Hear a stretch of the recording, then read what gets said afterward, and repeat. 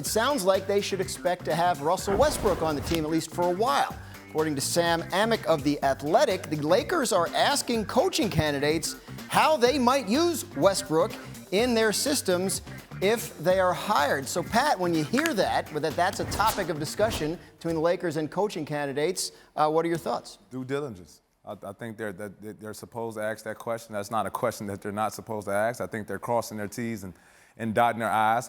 What coach can get the most out of Russ, and what system are they going to implement in around Russ and LeBron and AD. And if it's up to me, it's more shooting. But I don't know how that works out with the Lakers. Wendy, what do you think? Are the Lakers going about this the right way? Yeah, I think what the Lakers realize is that there's a chance they may not have a trade for Russell Westbrook that makes sense. And so there's a possibility that he will be brought back.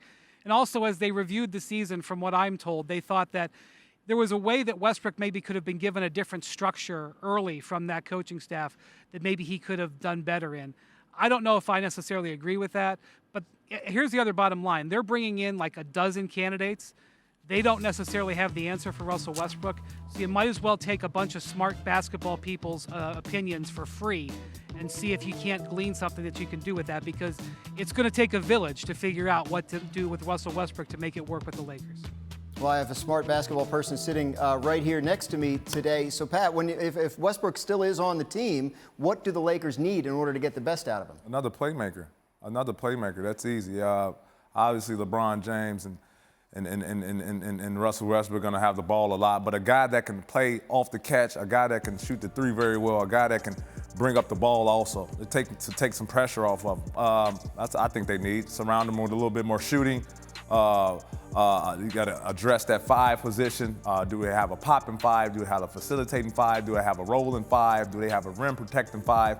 You address those issues with a little bit of shooting around them. I don't think it's a hard fix. Wendy, you mentioned that the Lakers might be asking candidates about this because they haven't found the market they expected for Westbrook. Is he on? Do you think he's on the Lakers next year? Dan, I don't see a trade out there unless they're willing to dip into their future draft assets. That is a question that, frankly, goes all the way to owner Jeannie Buss. She's got to agree or to deal with the team in 2027, 2029. She's got to protect the organization.